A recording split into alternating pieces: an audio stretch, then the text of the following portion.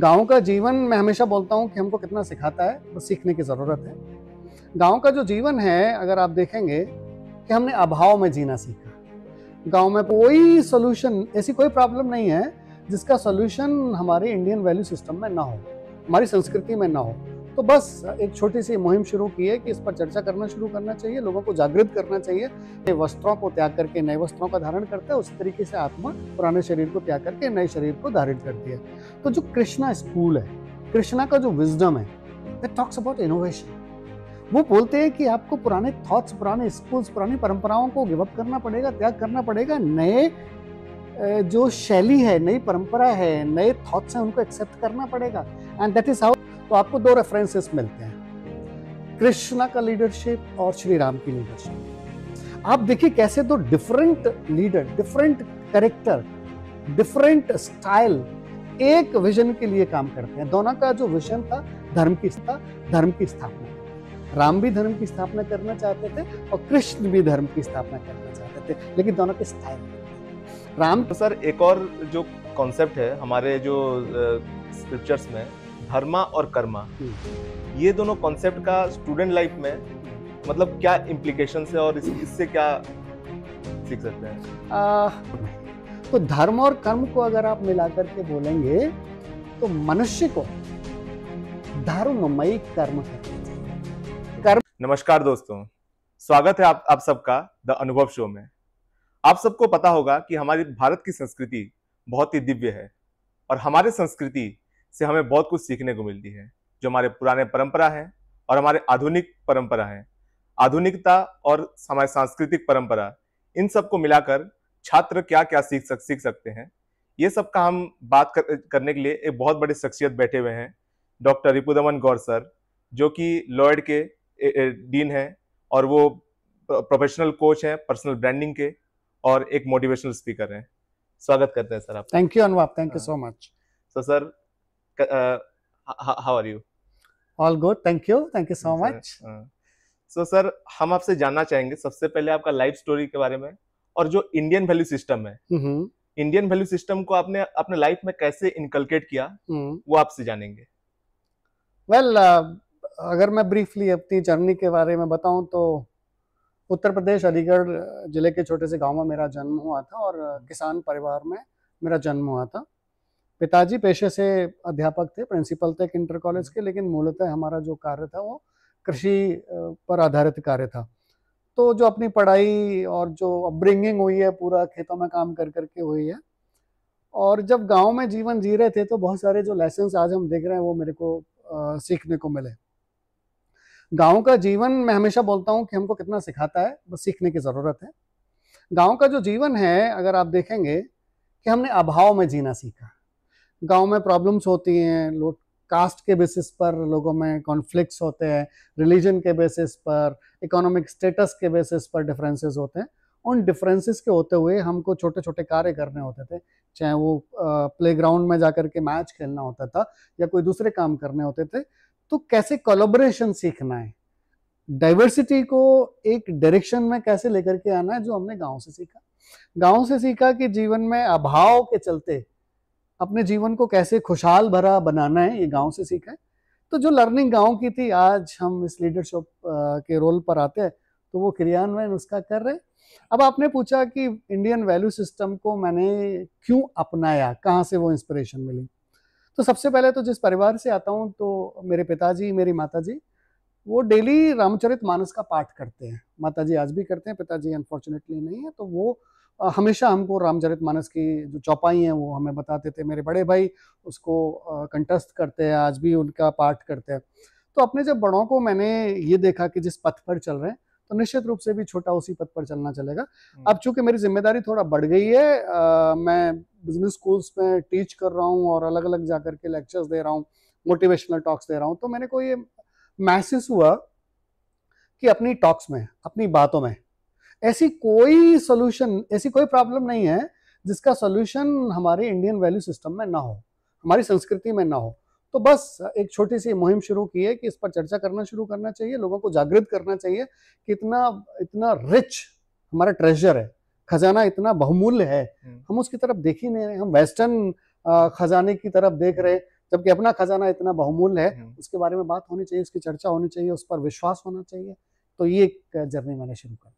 Very nice sir, बहुत inspire होंगे बहुत लोग। आजकल क्या होता है, बहुत सारे लोग इनोवेशन की तरफ मुड़े जा रहे हैं, लेकिन हमारे संस्कृति को भूल रहे हैं। और आपने जो संस्कृति और हमारे जो करंट इनोवेशन को ब्लेंड करके आपका जो जिंदगी में आपने स्ट्रगल करके जो अचीव किया है, it's a great achievement sir. Oh thank you. So अभी इंडियन वैल्यू सिस्टम का, अभी स्टूडेंट हमारे जो छात्र समाज है और देश के भविष्य हैं, इस इंडियन वैल्यू सिस्टम का और हमारे जो कल्चरल का हमारे स्टूडेंट लाइफ पर क्या इम्पैक्ट पड़ता है और क्या रोल प्ले करता है, और स्टूडेंट उससे क्या सीख सकते हैं? देखिए, क्या सीख सकते हैं, वो इतना बड़ा खजाना है ना, जो सीखना चाहे सीख सकते हैं। आप अपनी किसी भी समस्या को लेकर के आइए, और अगर उस समस्या को आप भारतीय ज्ञान परंपरा में प्रतिबिंबित करेंगे तो आपको उसका समाधान जरूर मिलेगा।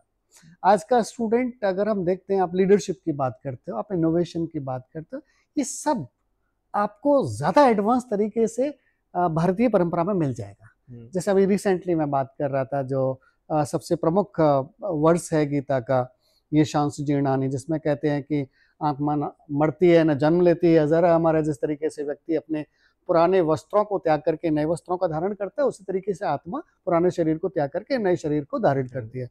तो जो कृष्णा स्कूल है, कृष्णा का जो विजडम है, दैट टॉक्स अबाउट इनोवेशन। वो बोलते हैं कि आपको पुराने थॉट्स, पुराने स्कूल्स, पुरानी परंपराओं को गिव अप करना पड़ेगा, त्याग करना पड़ेगा। नए जो शैली है, नई परंपरा है, नए थॉट्स हैं, उनको एक्सेप्ट करना पड़ेगा। And that is how innovation happens. मुझे नहीं पता वेस्टर्न ने इनोवेशन के बारे में क्या बात करना शुरू किया, पर मुझे पता है कि मेरे कृष्णा ने कितने हजारों साल पहले ये बात बोल दी थी कि जीवन का जो प्रवाह है वो इनोवेशन में निहित है। तो एक एक चीज आप उठाएंगे, उसके सॉल्यूशंस आपको इंडियन वैल्यू सिस्टम में मिलते चले जाएंगे। आज के छात्र के लिए मैं हमेशा बोलता हूं, और आप जिक्र भी कर रहे थे लीडरशिप के बारे में, तो आपको दो रेफरेंसेस मिलते हैं, कृष्णा का लीडरशिप और श्री राम की लीडरशिप। आप देखिए कैसे दो different leader, different character, different style एक विजन के लिए काम करते हैं। दोनों का जो विजन था धर्म की स्थापना करना। राम भी धर्म की स्थापना करना चाहते थे और कृष्ण भी धर्म की स्थापना करना चाहते थे, लेकिन दोनों के स्टाइल अलग थे। राम क्या थे, ता उम्र उन्होंने नियमों का पालन करा, ता उम्र डिसिप्लिन में रहे, ता अपनी परिवार की खुशी के लिए सब कुछ त्याग दिया। और जबकि कृष्ण की बात करें तो जीवन भर उन्होंने कभी नियमों का पालन नहीं किया। एक ही नियम था कि धर्म शुड अपहोल्ड, धर्म की स्थापना हो, और उसके लिए उन्होंने जीवन भर नियमों को तोड़ा। उन्होंने धर्म की स्थापना के लिए कितने परिवारों की बलि दे दी, इवन अपने परिवार की बलि दे दी। दोनों के स्टाइल अलग, लेकिन दोनों के पर्पस अलग। अब स्टूडेंट पूछते हैं कि कृष्णा का कैरेक्टर या राम का कैरेक्टर, तो मैं बोलता हूं राम का कैरेक्टर और कृष्णा का विजन, राम का कैरेक्टर और कृष्णा की स्ट्रेटजी, ये बच्चों को सीखना है, ये छात्रों को सीखना है, और ये आप किसी भी युग में आप जाएंगे आप सफल होंगे। जरूर सर, मतलब दोनों का mix of both character, mix of both character. Nice. हमें एक की मर्यादा और एक का जो विजन है, एक का विजन, एक की रणनीति। Very nice sir. So sir, एक और जो कॉन्सेप्ट है हमारे जो स्क्रिप्चर्स में, धर्मा और कर्मा, ये दोनों कॉन्सेप्ट का स्टूडेंट लाइफ में मतलब क्या इम्प्लीकेशंस है और इससे क्या सीख सकते हैं? अनुभव, सबसे पहले मैं बताना चाहूंगा कि जब आप धर्म की बात करते हो तो यूजुअली लोग कंफ्यूज होते हैं कि धर्म रिलीजन है। तो हमेशा ये बात मैं बोलता भी हूँ, और हमारे धर्मार्थ में ये बात लिखी हुई है, हमारे शास्त्रों में लिखी हुई है कि धर्म का कोई रिप्लेसिव वर्ड्स नहीं है। धर्म मतलब धर्म, धर्म रिलीजन नहीं है। रिलीजन एक विचारधारा है, एक पर्टिकुलर गॉड को फॉलो करने के विचार को आप रिलीजन बोल देते हैं, है ना? जबकि धर्म आपके कर्तव्य के साथ जोड़ता है। धर्म जीवन जीने की शैली है। धर्म आपको बताता है कि आपको क्या करना है। सो धर्म इज जीवन को जीने का एक गाइडलाइन, कि आप जीवन को कैसे जिए, समाज में संतुलन कैसे बना रहे, उसके लिए धर्म जरूरी है। और कर्म क्या है? कर्म व्यक्ति के द्वारा किए गए कार्य कर्म है।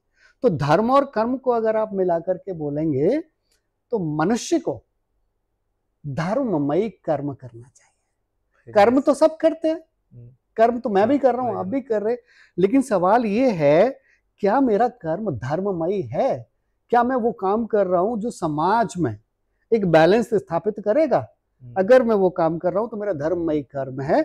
इसलिए धर्म और कर्म दोनों को साथ मिलकर के तब एक हम बोलते हैं ना कि हम जिस समाज की कल्पना करते हैं उसकी तरफ अग्रसर होंगे। धर्ममयी कर्म अगर आपको करना है तो धर्म और रिलीजन को डिफरेंशिएट करने के लिए अगर आप देखेंगे, अभी आप देख रहे हैं कि सेना में बढ़ती हुआ सिपाही, वो अलग अलग रिलीजन के हो सकते हैं, अलग अलग रिलीजन के हो सकते हैं, लेकिन धर्म दोनों का एक ही है। देश की रक्षा करना दोनों का एक धर्म है, जबकि रिलीजन उनके अलग अलग है। नाइस। तो कर्म हो जो धर्ममय हो, तो वो होता है सच्चा कर्म, निश्चित रूप से। तो सर एक और हमने देखा, जैसे कि ये किसी भी मैनेजमेंट स्कूल्स में हमने देखने को नहीं मिला, लेकिन लॉयड में हमें देखने को मिला कि आप एक नया सब्जेक्ट लेकर आए कि Indian value system and management concepts. So एक जो ये कॉन्सेप्ट होता है मैनेजमेंट और एक होता है इंडियन वैल्यू सिस्टम, इन दोनों को मिक्स करके ये कैसा कॉन्सेप्ट बनता है और इससे क्या मतलब तात्पर्य निकलता है? इस पे आप बहुत अच्छा सवाल पूछा है अनुभव आपने। मैं हमेशा एक बात का फर्म बिलीवर हूँ, जो भारत का विकास है ना, भारत के तरीके से हो सकता है। अच्छा। भारत का जो पोटेंशियल डेवलपमेंट है ना, वो किसी और विचारधारा के साथ नहीं हो सकता। भारत का विकास भारतीयता में ही निहित है। तो भारतीयता क्या है? हम हमेशा मॉडर्निटी की बात करते हैं और मैं खंडन करता हूं उस शब्द का, मॉडर्निटी। जब मॉडर्निटी की बात करते हो तो कहीं ना कहीं उसमें एक वेस्टर्न स्लेवरी आ जाती है। It's not about to be modern, it is about to be relevant. और अगर मेरी अपनी परंपरा, मेरा अपना धर्म, मेरे अपने जो ज्ञान परंपरा है, मेरा जो अपना इतिहास है, अगर वो रिलेवेंट है तो मैं उसको एक्सेप्ट करूंगा, मैं मॉडर्न को एक्सेप्ट नहीं करूंगा। तो अगर आप रिलेवेंसी की बात करें, रिलेवेंस की बात करें, तो इंडियन नॉलेज सिस्टम वो टाइमलेस है। उसका जितना रिलेवेंस तब था उससे ज्यादा रिलेवेंस आज है। तो अगर वो रिलेवेंट है तो उसकी चर्चा होनी चाहिए। आप किसी भी मैनेजमेंट प्रिंसिपल्स की बात करो, किसी भी मैनेजमेंट प्रिंसिपल की बात करो, वो मैनेजमेंट प्रिंसिपल हमारे स्क्रिप्चर्स में, हमारी ज्ञान परंपरा में उसका जिक्र हुआ है। आप सस्टेनेबिलिटी की फॉर एन एग्जांपल बात करते हो, पूरी दुनिया बात कर रही है, triple bottom line, triple peace की बात कर रही है। अरे तुलसीदास जी ने लिखा, तुलसीदास जी ने लिखा कि परहित सरस धर्म नहीं भाई, पर पीड़ा नहीं समदमय। ये क्या था? It is a base and foundation of sustainability. यानी कि जो सबसे ज्यादा सस्टेनेबल बिजनेस मॉडल्स हैं वो हैं जो परहित पर डिपेंडेंट है, जिसपे समाज का कल्याण होगा, वो बिजनेस मॉडल सस्टेनेबल होंगे। और ऐसा कोई बिजनेस मॉडल जिसमें समाज का कल्याण नहीं है, मानव कल्याण नहीं है, उससे खराब बिजनेस मॉडल हो नहीं सकता।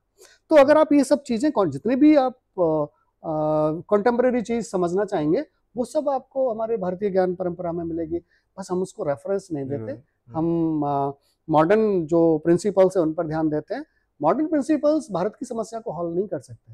भारत की समस्या भारत के तरीके से हल हो सकती है। बिल्कुल बिल्कुल, ये बात सही है। बहुत सारे जो आजकल के युवा पीढ़ी देख रहे हैं वो ज्यादातर वेस्टर्न कल्चर्स में निहित हो रहे हैं, और इवन बहुत सारे जो कॉलेजेस हैं वो भी उनको वही चीज सिखा रहे हैं।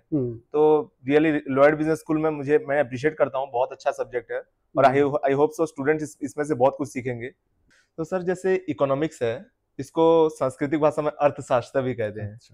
तो इंडियन वैल्यू सिस्टम में, जो भारत की सांस्कृतिक रूप में, आप इकोनॉमिक्स को कैसे देखते हैं?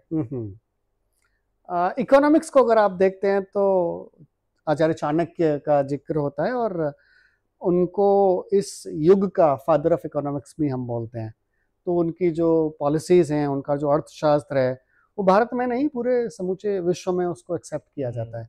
तो छात्रों से मेरा अनुरोध है कि आप मॉडर्न इकोनॉमिक्स को पढ़िए, अच्छी बात है, लेकिन उसके साथ साथ आप ये भी देखिए कि जो इकोनॉमिक पॉलिसीज चाणक्य ने रिकमेंड करी है वो कितनी सस्टेनेबल है।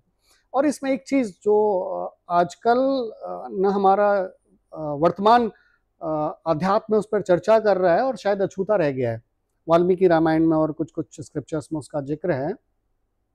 हम हमेशा राम राज्य की कल्पना करते हैं, प्रोस्पेरिटी की बात करें तो हमेशा रेफरेंस दिया जाता है राम राज्य। कभी किसी ने सोचा ये राम राज्य की स्थापना कैसे हुई थी? इकोनॉमिक प्रोस्पेरिटी वहां कहां से आई? तो आपको मैं सजेस्ट करूंगा और सारे स्टूडेंट्स को सजेस्ट करूंगा, आप रेफर कीजिए Upadhyay Sudhanva. Upadhyay Sudhanva was the chief economic adviser of kingdom of Dasharath, और वो आचार्य सुधनवा की जो इकोनॉमिक पॉलिसीज थी ना, उसकी वजह से अयोध्या या राम राज्य की जो कल्पना हुई थी, the foundation of Ram Rajya was based on the policies of Upadhyay Sudhanva. तो आप जो मानव कल्याण की बात करते हो, वो बोलते हैं कि जो इकोनॉमिक डेवलपमेंट है वो मानव कल्याण के साथ निहित है। उन्होंने कहा कि इकोनॉमिक डेवलपमेंट अगर एम्प्लॉयमेंट क्रिएट नहीं कर रहा है तो वो इकोनॉमिक डेवलपमेंट नहीं माना जाएगा। तो आज का जो आधुनिक युग जिन पॉलिसीज की बात कर रहा है, उन पॉलिसीज का फाउंडेशन हमारे इतिहास में रखा हुआ है, हमारे खजाने में रखा हुआ है। आप पढ़ के तो देखिए आचार्य सुधनवा को, आप पढ़ के तो देखिए चाणक्य को, आपको पता चलेगा कितनी sustainable economic policies and solutions उसमें आपको मिलेंगे। जी सही बात है। इकोनॉमिक्स का बहुत बड़ा रोल था हमारे निश्चित रूप से तभी तो भारत सोने की चिड़िया कहलाता था ना। ये देश जिसमें इतनी प्रॉस्पेरिटी थी, इतना मतलब पूरा विश्व इस देश की तरफ देखता था। क्यों? क्योंकि यहाँ की जो इकोनॉमिक पॉलिसीज थी उनमें इतना सस्टेनेबिलिटी थी, ये पूरा देश बहुत प्रॉस्परस था। लेकिन जैसे जैसे हमारी जो डिपेंडेंस है वेस्टर्न की तरफ होती चली गई, हम खोखले होते चले गए। कल्चर में नो डाउट महाभारत और रामायण जो है हमको बहुत कुछ सिखाती है। जैसे कि हमें जिंदगी जीना सिखाती है, हमें हार्डवर्क सिखाती है, मोटिवेशन सिखाती है। हम ये भी देखते हैं कि कर्म करो लेकिन फल की चिंता ना करो, और कर्म करो तो अच्छे से करो और धर्मयुक्त होना चाहिए। लेकिन सर एक स्टेटमेंट है, एक चीज है हमारे जो इतिहास में जो इस चीज को कॉन्ट्राडिक्ट करती है। जैसे कि रामायण में जब बाली सुग्रीव का फाइट हो रहा था तो राम भगवान ने उनको पीछे से मारा था, और जब भीष्म पितामह से पांडव लोग हार रहे थे, उनको रोक नहीं पा रहे थे, तो एक शिखंडी जो कि अर्ध पुरुष थे, भीष्म पितामह के सामने उनको लाकर खड़ा कर दिया गया। तो क्या ये स्टेटमेंट उस चीज को कॉन्ट्राडिक्ट नहीं करता? नहीं, इसमें कॉन्ट्राडिक्शन तो है ही नहीं। अगर आप देखिए, हम लेंस की बात है, हम किस लेंस से इसको देख रहे हैं। अगर मैं बहुत माइक्रोपिक लेंस से देख रहा हूं तो हमको कॉन्ट्राडिक्शन लगेगा। अगर मैं ब्रॉडर विजन से देखता हूं तो इसमें कोई कॉन्ट्राडिक्शन है नहीं, बिल्कुल क्रिस्टल क्लियर है। क्रिस्टल क्लियर क्या है, चाहे वो रामायण का काल हो या महाभारत का काल हो, ये युद्ध क्यों था? ये युद्ध था धर्म की स्थापना के लिए। धर्म की स्थापना के लिए भाई ने भाई को माना ताकि धर्म स्थापित हो सके, और जब धर्म स्थापित करना है तो जो भी उसके बीच में आएगा वो मारा जाएगा। अब मारने का तरीका क्या होगा वो अलग है, लेकिन ब्रॉडर पिक्चर क्या है, ब्रॉडर जो आपका विजन है, उद्देश्य क्या है, धर्म की स्थापना होना चाहिए।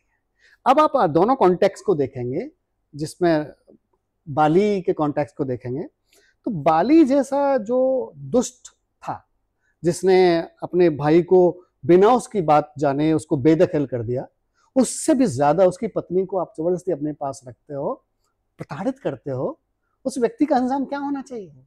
उसको बूंद मिला हुआ था कि जो भी उसके सामने आएगा उसका जो आधा बल है वो बाली में आ जाएगा। बट यहां क्या होना चाहिए था? बाली का मरना निश्चित था, बाली का मरना सुनिश्चित था, तय था। तो उसके लिए तरीका क्या था कि भगवान राम को उसका वध करना ही था। इसमें कोई कंट्रोवर्सी है ही नहीं। एक व्यक्ति जो धर्म की स्थापना के लिए अपनी पत्नी का त्याग करता है, अपने पिता का त्याग करता है, किस लिए? धर्म की स्थापना के लिए। वो धर्म की स्थापना के लिए बाली का भी वध करेगा। एक व्यक्ति जो अपने भाइयों को वध करता है धर्म की स्थापना के लिए, भीष्म पितामह का भी वध करेगा।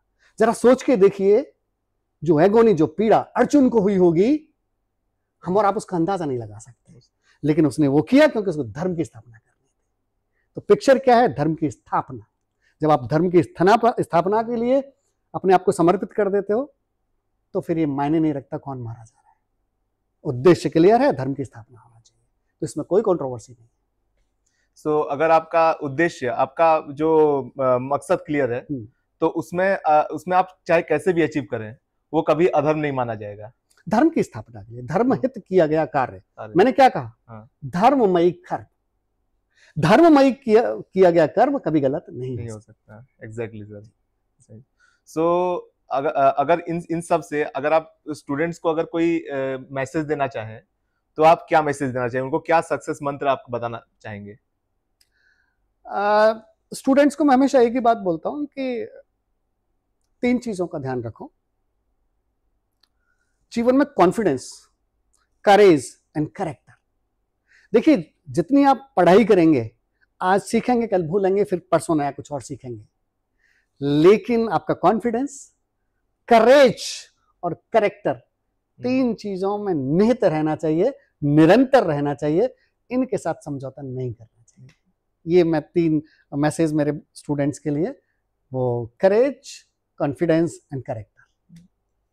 और अगर लास्ट सवाल, लेकिन सबसे इंपॉर्टेंट सवाल, कि भगवत गीता से और चाणक्य नीति से ऐसा कौन सा इंपॉर्टेंट चीज है जो आप चाहते हैं कि अगर हर छात्र अपने लाइफ में उतार ले तो सक्सेस बन सकते हैं? देखिए, इस पर काफी मतलब कंट्रोवर्सीज भी सुनने को मिलती है, जिसमें हम बोलते हैं कर्मण्येवाधिकारस्ते मा फलेषु कदाचन। और आज का जो कंटेम्परेरी वर्ल्ड है वो बोलता है कि रिजल्ट ड्रिवन होना चाहिए, है ना, जिस पर आर्गुमेंट देता है कि कर्म कर, फल की इच्छा मत कर। तो लोग बोलते हैं अगर फल की इच्छा नहीं करेंगे तो कर्म कैसे करेंगे? तो मैं इसका एक्सप्लेनेशन स्टूडेंट को बड़ा क्लियर देना चाहता हूं। अगर कर्मण्येवाधिकारस्ते अपने जीवन में अपना लिया तो आप जीवन में कभी विफल नहीं हो सकते। ये इसका जो राइट एक्सप्लेनेशन है, राइट अंडरस्टैंडिंग क्या है कि हर व्यक्ति को अपने कर्म पर फोकस करना चाहिए। What I am suppose to do, I am doing it my fullest potential. आपका उद्देश्य, आपका लक्ष्य आपके दिमाग में है। ये कहता है आपका जो लक्ष्य है, आपका जो ध्येय है, आपके दिमाग में है। अब उसको दिमाग में रखते अपने पूरा फोकस आप अपने कर्म पर लगा दो। Don't let the fear of outcome ruin your present. होता क्या है कि हम रिजल्ट के लेकर के इतने प्रेशर में आ जाते हैं, फिर हमारा जो प्रेजेंट है, हमारा जो कर्म है, वो अफेक्ट हो जाता है। तो आप अपने कर्म पर 100% दीजिए। What you are suppose to do it with your fullest. ईश्वर है ना, उसने आपके लिए फल बना के रखा है, उसकी चिंता आप मत करो, सिर्फ अपने कर्म पर फोकस करो। आज नहीं तो कल, सुबह नहीं तो शाम आपको परिणाम आएंगे। हम करते क्या, परिणामों में इतना खो जाते हैं कि कर्म की बात ही नहीं करते। ये मैं स्टूडेंट को बोलना चाहूंगा, तेरे हाथ में तेरा कर्म है, वो तू करता जा, आज नहीं तो कल उसका तेरे को फल मिलेगा। भगवान फल दे ही देंगे। कहते हैं कि भगवान छप्पर फाड़ के देते हैं, कल वो देता है तो छप्पर फाड़ के देता है। हाँ, बिल्कुल। सो गाइज, एक बात मैं कहना चाहता हूँ, I am also personally a student of Lloyd, और सर ने जो हमको सिखाया है, जो हमारे Indian value system, I really like it lot. मैंने प्रीवियसली अपने एजुकेशनल इंस्टीट्यूशन में इतना लर्निंग नहीं पाया। ऑब्वियसली लोग माइक्रोसॉफ्ट के सीईओज और डिफरेंट सीईओज के एग्जांपल देते हैं, लेकिन सर ने जो हमारे पुराने स्क्रिप्चर से जो एग्जांपल देते थे, उससे हमको एथिकल नॉलेज प्लस अच्छा नॉलेज हमको मिलता था। सो आज के लिए बस इतना ही। हमारे चैनल को लाइक और सब्सक्राइब कर दीजिए। थैंक यू सर, आपका थैंक यू।